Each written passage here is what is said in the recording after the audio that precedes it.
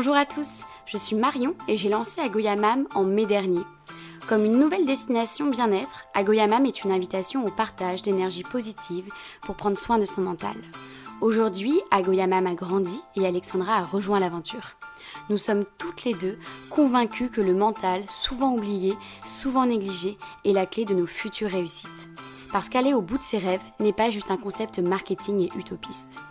À travers chaque épisode, nous partons à la rencontre d'invités inspirants. Leurs points communs à tous, des aventures passionnantes et une force mentale à l'effet coup de boost. Nous espérons que leurs parcours vous feront du bien, vous inspireront au quotidien et vous donneront peut-être l'envie de vous lancer vous aussi. Retrouvez-nous alors très vite sur la plateforme agoyamam.com ou sur notre compte Instagram agoyamam. Si vous aimez notre projet, n'hésitez pas à en parler autour de vous ainsi que sur les réseaux sociaux parce qu'une viralité bien-être est toujours la bienvenue pour faire grandir les jeunes projets.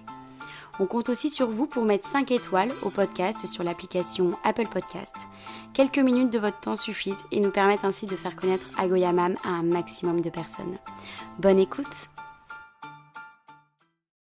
Bonjour à tous, c'est Alexandra et aujourd'hui j'ai eu l'honneur d'accueillir sur le podcast Agoyamam ma sœur Annelise Arnaud. Nous allons parler de ces challenges sportifs les plus fous qui, j'en suis sûre, vont vous booster. Elle va nous raconter sa formation de médecine en très haute altitude au Népal, un trek de 15 jours avec une préparation mentale accrue. Mais ce n'est pas tout, nous allons également partir à la découverte de ces autres challenges les plus incroyables. Mais je ne vous en dis pas plus et je vous laisse avec notre conversation. Bonjour Annelise. Bonjour Alex. Alors, ma première question est très simple. Peux-tu nous en dire quelques mots finalement sur ce que tu fais aujourd'hui? Comme travail. Oui, exactement, comme travail. Alors, donc moi, je suis médecin généraliste de formation, mais finalement, j'ai évolué dans ma pratique. Actuellement, je travaille dans un centre de soins de suite et réadaptation, ça s'appelle SSR. Et je travaille, c'est orienté sur la gériatrie et le soin palliatif, donc c'est-à-dire personnes âgées et personnes en fin de vie. Et voilà, donc je fais ça depuis 1 an et je travaille, en fait, c'est une clinique où je reçois des gens et en fait, je vais être amenée surtout à soigner des patients douloureux et des patients très malades. Voilà, donc c'est pas mal de challenges et ça me plaît, en tout cas actuellement. D'accord. Super. Le thème de ce podcast, c'était sur l'une de tes formations que tu as faites, en plus d'être médecin. Et est-ce que justement, tu pourrais nous parler de cette formation spécifique, au-delà de ton métier d'aujourd'hui? Tout à fait. Oui, alors qu'il n'y a pas vraiment grand lien avec ma pratique actuelle, mais qui était l'expérience la plus folle, je pense, que j'ai pu vivre actuellement. Donc, c'était une formation de médecine en très haute altitude. En gros, en fait, on est parti avec un groupe de médecins, on était une quinzaine, et on est parti au Népal pour faire un trek, pour marcher pendant 15 jours.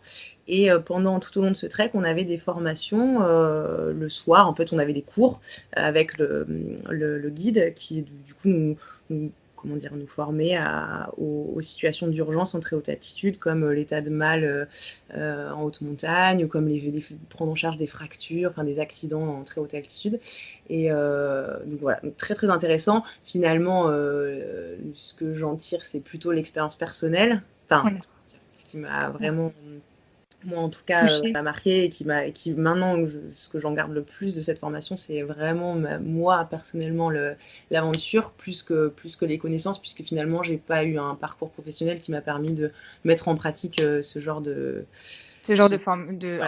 formation en altitude finalement. Et du coup, est-ce qu'il y a eu une préparation physique et mentale avant ce départ? Parce que je présume que partir au Népal en altitude, c'est tout un processus. Alors oui, et c'est ça qui c'est assez marrant, c'est que finalement, moi je crois que j'avais, il me semble que c'était il y a 7 ans, donc j'avais 24 ans. Et en fait, j'ai fait ça un peu, c'était pas forcément, j'ai du tout anticipé. J'avais deux colocataires à ce moment-là qui, du coup, avaient envie de faire ça, qui avaient entendu parler de cette formation et qui m'ont un peu embrigadée dans le projet. Et donc, finalement, en préparation physique, pas tellement en fait, parce que je me suis laissée. Je me suis laissée emporter par l'idée. Alors c'était beaucoup de stress en fait en amont. Je me souviens d'un départ où je me disais mais qu'est-ce que je fais? On commençait à discuter avec justement quand on a rencontré l'équipe de médecins qui étaient des médecins finalement plus âgés que moi, des médecins de 40-50 ans qui avaient fait énormément de trek et de choses en haute montagne et qui montraient leur équipement, tout ça. Et nous, on était un peu des bébés. On arrivait, on avait fait des randonnées. Alors, je vivais à La Réunion à cette époque, donc j'avais fait des randonnées quand même. Mais je ne connaissais rien à la très haute altitude. Je ne connaissais rien au mal aigu des montagnes. J'avais regardé un peu. Si, je m'étais renseignée, mais en fait, plus je me renseignais, plus ça me faisait peur et plus je me disais que j'y arriverais pas. Donc, du coup, je suis partie, j'ai complètement lâché prise et je me suis laissée. Enfin, c'est ce que je retiens en tout cas au départ, c'est que je me suis laissée complètement porter par le groupe. Oui, et t'es allée au-delà de tes peurs finalement. Ouais, et enfin, c'était assez curieux. Et en plus, c'est vraiment un truc que je garde de cette expérience, c'est aussi l'expérience de groupe, l'expérience de groupe, l'expérience humaine qui était assez folle. L'esprit d'équipe, l'esprit. Ah ouais. Ouais. Bon, puis en plus, j'étais face à des gens. Alors moi, à ce moment-là, 23-24 ans, j'étais quand même très impressionnée, surtout dans mon milieu professionnel, par les médecins âgés, 40-50 ans. Et je me mettais souvent en position d'infériorité. Et là, on était tous face au même.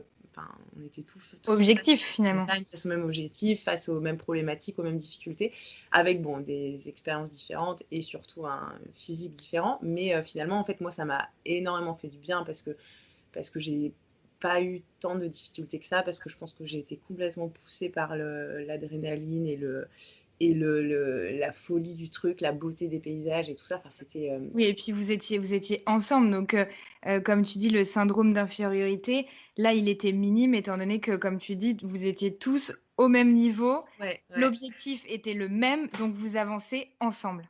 Et en plus, il y a un truc qui est aussi qui te met à égalité par rapport à ça, c'est que peu importe finalement comment dire, ton physique, ta capacité physique et ton entraînement physique, on est tous égaux face au mal d'altitude. C'est-à-dire que même si tu as quelqu'un de sportif ou quelqu'un qui l'est un peu moins, le mal aigu des montagnes, finalement, ça va être beaucoup par rapport à ton repos. Enfin, faut vraiment être, bien dormir, ton état d'hydratation, l'alimentation.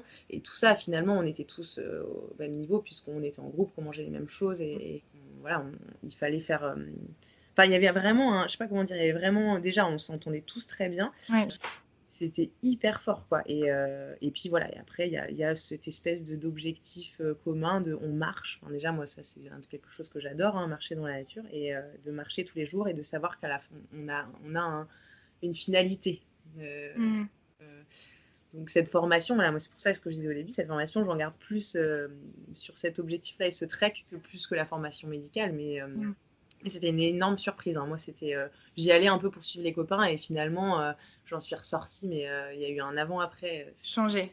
Ah ouais, c'est que je savais pas que je savais pas que j'étais ce genre de personne en fait, surtout. J'étais pas très sportive, moi, au début de mes études. Je suis arrivée à La Réunion, quand même une Réunion, beaucoup de montagnes, donc j'ai découvert la randonnée et j'ai découvert que j'aimais bien. Mais après, en termes comment dire, de challenge sportif, pas du tout. Et là, c'était super pour moi parce que c'était un vrai challenge sportif, parce que c'était quand même. On est monté quand même à 5600. On est allé donc au camp de base de l'Everest et après on montait une montagne qui s'appelait le Kalapatar et qui était à 5600. Et donc c'est quand même bon, même si là-bas les plus grosses montagnes font plus de 7000, c'était quand même déjà pas mal. Donc et c'est vrai que moi ça a été une énorme surprise en fait j'en ai sous la pédale et j'ai un mental, en fait j'ai un sacré mental parce que je me suis retrouvée à porter des gens que j'estimais plus aboutis physiquement, qui avaient fait plein de treks, plein de compètes. Et en fait, je me vois les encourager et les tirer et être devant eux. Donc c'est quand même génial, quoi. Oui, c'est incroyable. Moralement, c'est quand même, ça fait trop du bien. Je me suis dit, mais en fait, je peux le faire. La puissance du mental, elle est ouf. Pour ces moments-là, c'est ça. Le mental, de toute façon, ça fait tout. Et aujourd'hui, c'est ce qui nous porte à nos objectifs. Ouais, exactement. Ah ouais, c'est fou.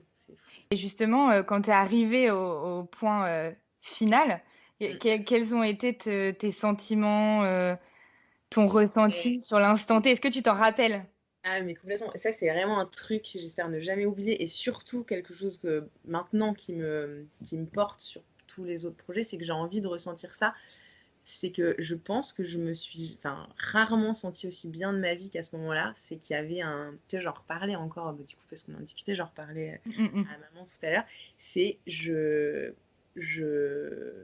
Comment dire? Il y a d'une espèce d'évidence d'accord de moi à cet instant face à la nature, moi dans mon corps, dans ma tête, enfin je sais pas, une espèce d'unité et de truc, ça paraît un peu bizarre de me dire comme ça et un peu bateau, mais c'est une réalité, mais vraiment, c'était d'une puissance.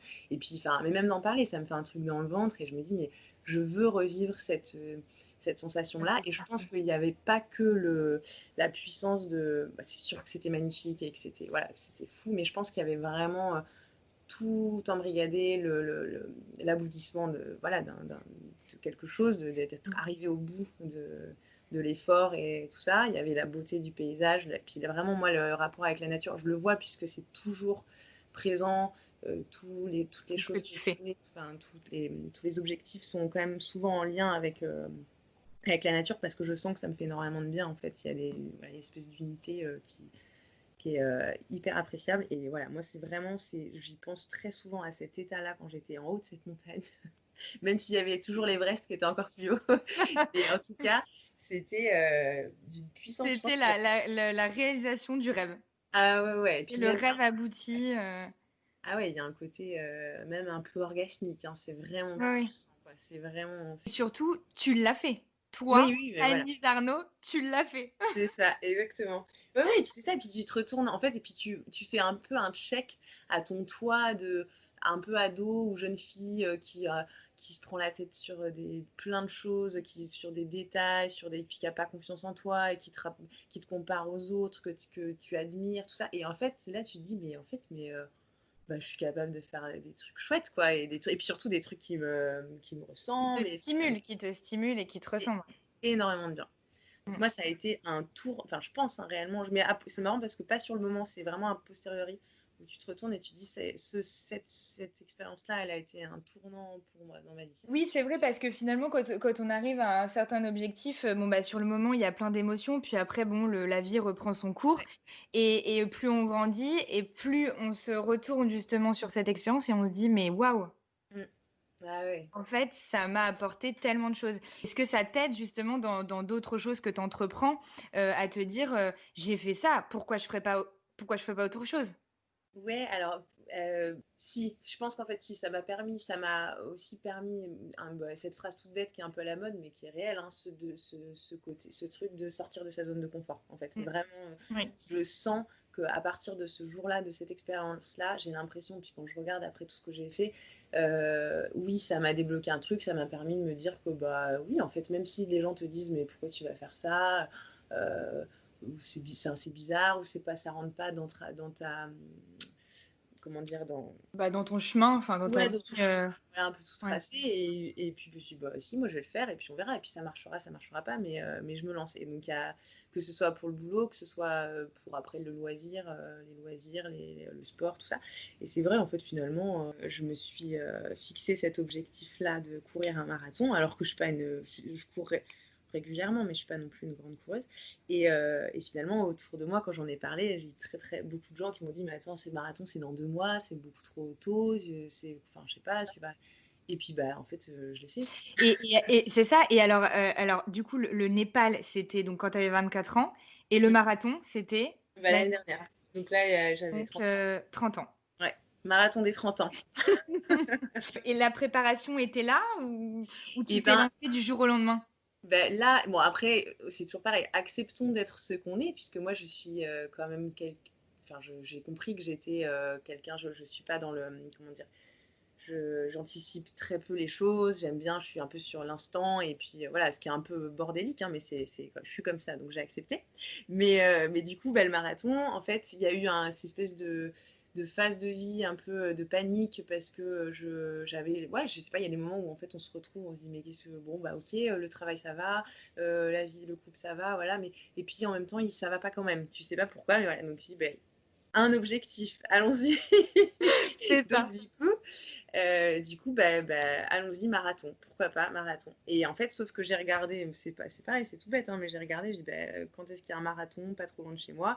Et ça, c'était quand je regardais, c'était au mois de juillet. Et le marathon, il était mi-octobre ou début octobre. Donc, je me suis dit, bon, j'ai compté les semaines et je me suis dit, bon, allez, tu cours déjà régulièrement, 1 heure facilement. Bon, voilà, tu t'entraînes maintenant. Et finalement, je l'ai fait de manière, je pense, un peu plus mature qu'il y a quelques années, que j'aurais pu le faire qu'il y a quelques années, parce que quand même, on grandit. Et puis, on a un peu plus peur de se faire mal aussi. Tout à fait. Voilà. Donc, voilà, mais finalement, je l'ai fait sérieusement. En tout cas, pour moi, je l'ai fait assez sérieusement et j'ai beaucoup misé sur la préparation. Au niveau alimentaire, enfin alimentation et hydratation, où j'ai vraiment fait gaffe. Tu peux nous en parler un peu plus de ton alimentation avant le marathon?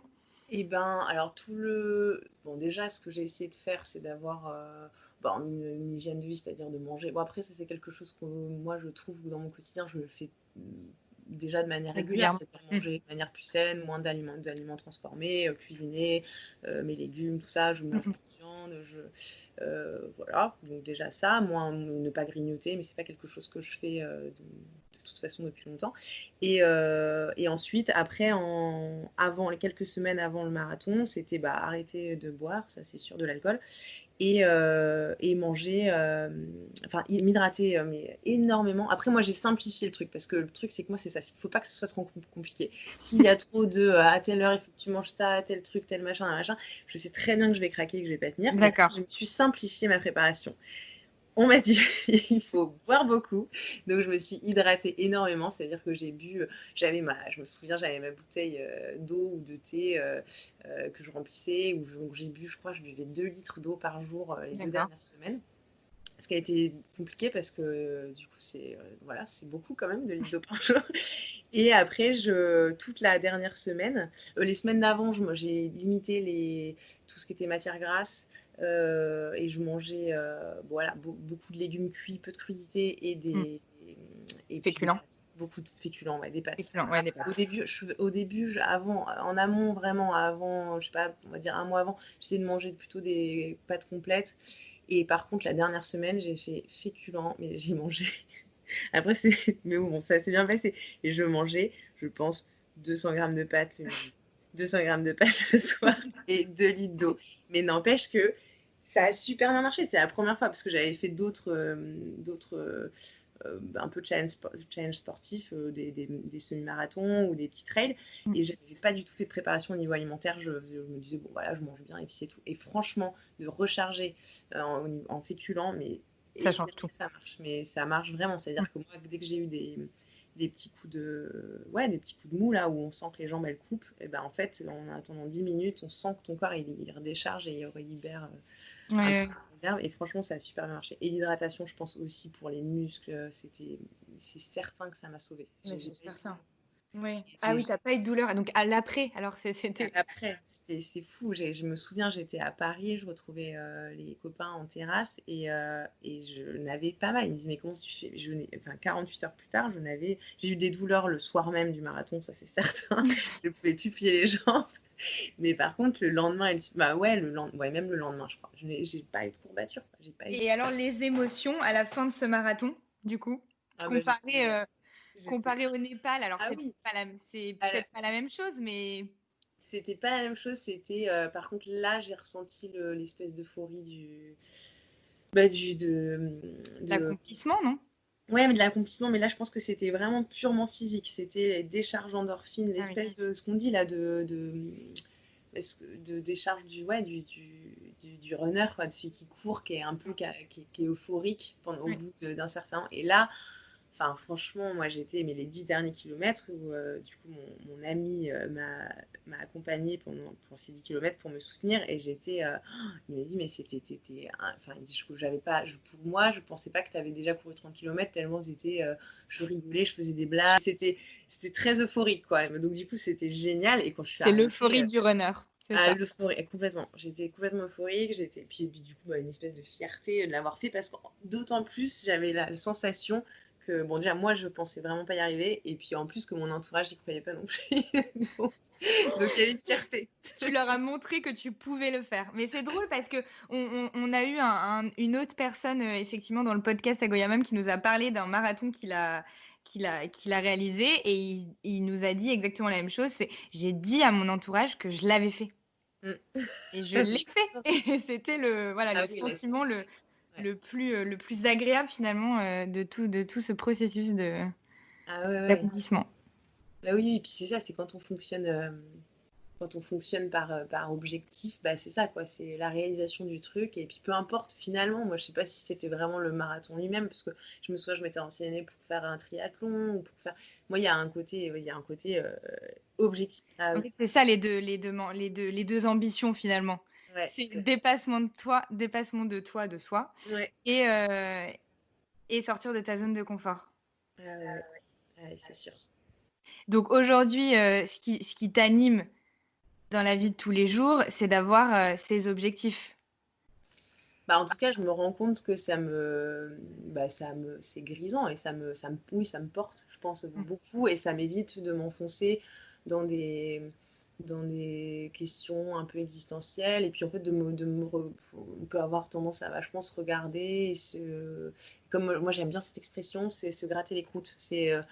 Ça va pas, et puis en fait tu te grattes, enfin voilà, tu te grattes là où ça va pas et tu cherches et pourquoi ça va pas, alors que finalement en fait c'est juste parce c'est hyper important d'être dans l'action. Et puis moi je crois que j'ai besoin de ressentir de temps en temps, d'être fière de moi, et je pense que c'est comme ça que je me valorise, en tout cas.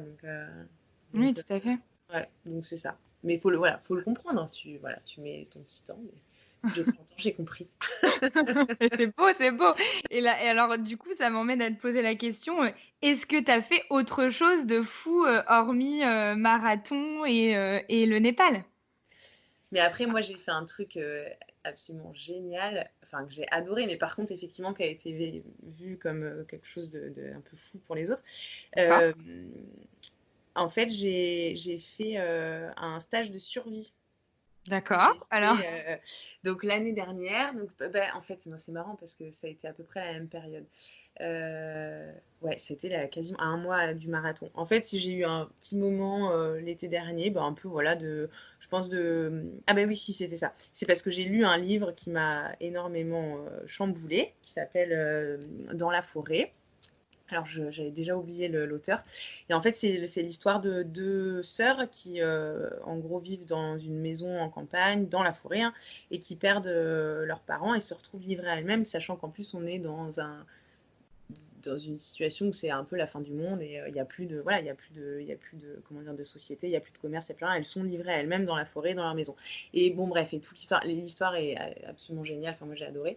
Mais sauf qu'en fait, on se rend compte que elles apprennent toute seule à cultiver un jardin, à chasser, à trouver comment faire pour avoir de l'eau, pour avoir de la lumière. Enfin voilà, c'est vraiment ramené, il faut se rendre compte de ça. Et en fait, moi, ça m'a fait complètement paniquer par rapport à moi-même, où je me suis dit, mais en fait, je ne sais rien faire. C'est-à-dire que moi, mon métier, puis même c'est mon métier médecin, finalement, sans les médicaments, bon, il y a un peu de contact, il y a un peu de, voilà, mais je me dis, mais en fait, on m'enlève la société, je ne sais plus rien faire. Et il y a eu un moment de panique, et donc je me suis dit, je vais aller dans la forêt et apprendre à chasser et à cueillir. Et donc voilà. Et en fait, je me suis renseignée, et ça se fait, maintenant, c'est pas devenu à la mode, mais presque. C'est des stages de survie où en gros, tu pars en groupe avec un guide. Et là, en plus, le guide, en plus, alors c'est marrant parce que moi, je trouve toujours des signes dans les histoires. Ce guide-là, en fait, il avait vécu 7 ans au Népal, à peu près dans la même région où j'étais partie. Et donc, du coup, forcément, ça m'avait vachement. Voilà, ça m'avait vachement parlé. Et puis, j'avais raconté mon expérience. Et bon, lui, il avait vécu 7 ans dans un village sans eau et électricité. Enfin bon, c'était un autre niveau, hein, d'où le stage de survie. Et voilà. Et donc du coup, ce stage-là, en fait, on était une dizaine, et on partait. Mais c'était vraiment, j'avais pris le truc extrême, hein, parce qu'après, il peut y en avoir. Là, c'était, tu partais donc 3 jours, 4 jours. Non, 3 jours, parce qu'on faisait 2 nuits. 3 jours en pleine forêt, mais on partait sans rien, hein. C'est-à-dire qu'on n'avait pas de sac à dos, on avait pris un truc quand même étanche, mais voilà, pantalon, kawaii, pull, et on partait. Et en fait, l'objectif, c'était de trouver à manger, à boire, de fabriquer sa cabane, et puis voilà, et trouver de l'eau, et puis et rendre l'eau potable, et voilà. Donc c'était voilà. Après, c'était en Dordogne, c'était encadré par un guide, donc bien sûr, c'était très sécurisé, hein, mais finalement, moi, j'y allais vraiment pour comment dire, j'avais vraiment envie de voir dans quel état ça allait me mettre, cette espèce de privation de confort, et puis un peu de peur aussi, parce que je me suis dit, on va quand même dormir dans la forêt, dans une cabane qu'on aura fabriquée Oui. sur le parterre, voilà, enfin tout ça. Et même si, bon, je sais que je suis un peu aventurière, je me disais, ça se trouve, ça va être horrible. Et vraiment, là, pour le coup, je suis vraiment sortie de ma zone de confort. Je me suis dit, ça se trouve, ça va être la pire expérience de ma vie. Je me suis dit, ça se trouve, je vais détester. Et en fait, ça m'a appris énormément sur moi. Ça m'a permis aussi de voir, de découvrir que je pouvais être un peu leaduse, alors que je pensais pas du tout être une leaduse. C'est-à-dire, je pensais, moi, j'ai toujours, je sais, dans un groupe, je préfère qu'on me dise Quoi faire. ce qu'on va, quoi faire. Voilà, j'aime pas. Puis parce qu'aussi, je ne sais pas de moi-même forcément exactement ce que je veux faire. Donc, j'aime bien, j'ai toujours aimé suivre, et c'est très bien, et je m'en porte pas plus mal.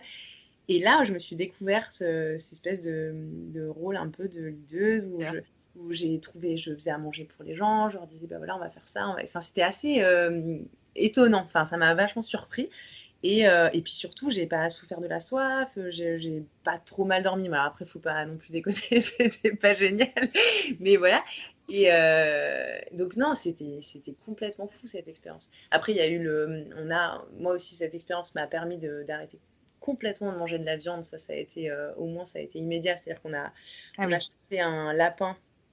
Et en fait, déjà, récupérer le lapin mort, et puis toute la préparation, tout ça, puis de voir tout ce que ça engendre de devoir préparer une bête pour pouvoir la manger.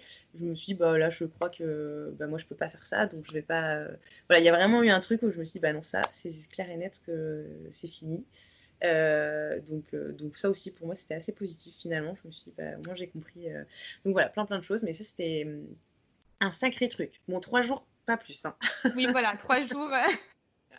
Non, mais c'est super. À travers toutes ces expériences, finalement, tu as appris à chaque fois quelque chose sur toi. C'est-à-dire, Ouais. sortir de ta zone de confort, être leader, dépassement de soi, syndrome de l'infériorité, mais finalement non. Ah bah ouais, oui, en tout cas là, à ce moment-là, ouais, ça fait du bien, quoi. C'est hyper non, mais c'est trop bien. Mais c'est pour ça, vraiment sortir de sa zone de confort, je pense que, enfin, moi, c'est un truc je sais, moi, quand j'ai des amis qui sont pas bien ou quoi, j'essaie toujours de leur dire, même si je pense que c'est plus ou moins facile pour des gens. Il y a des gens pour qui ça peut être très compliqué, mais je pense que enfin, j'ai pas d'exemple de gens qui regrettent d'être sortis de leur zone de confort, en fait.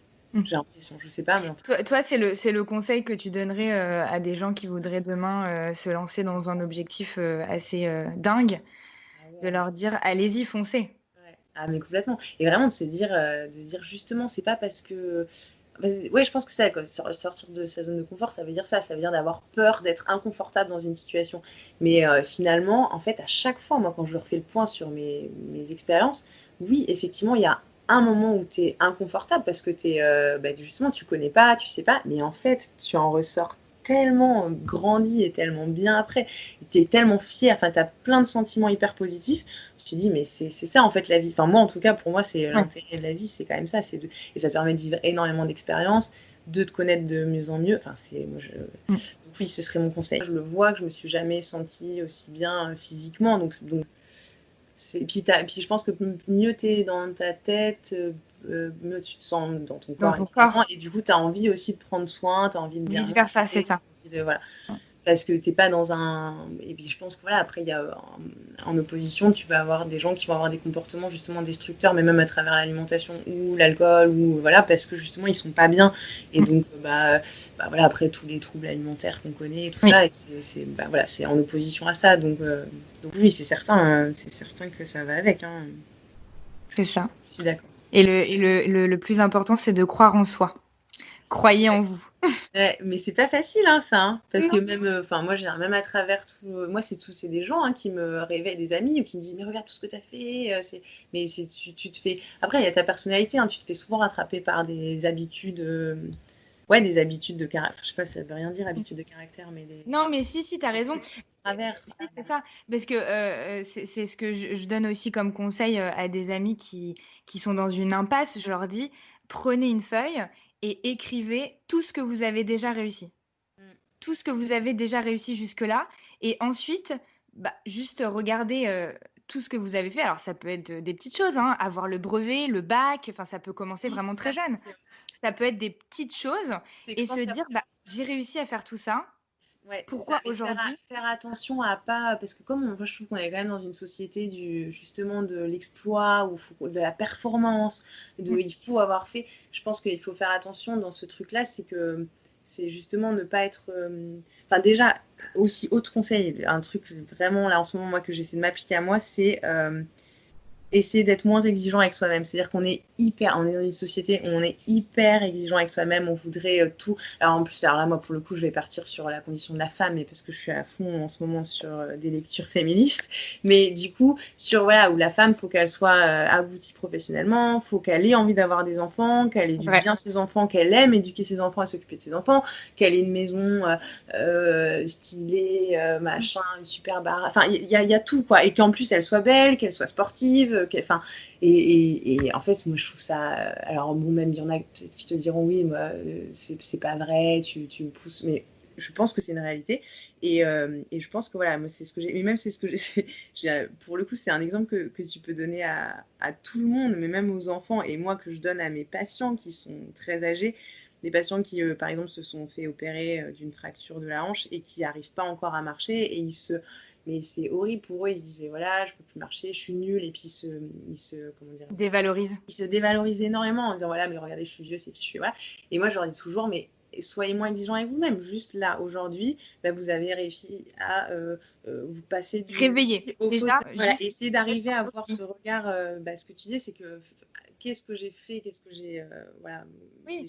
que j'ai réussi. C'est pas forcément, par exemple, voilà, réussir l'Everest. C'est Non, non, non. Et puis ça peut être des petites choses type, j'ai fait la cuisine aujourd'hui. Ou bah, effectivement, pour tes patients, je me suis levée de mon lit aujourd'hui. J'ai mis une jambe, l'autre, je n'y arrivais pas, mais j'ai mis une jambe par terre. mais c'est ça. Bah, en tout cas, voilà, moi, Ouais.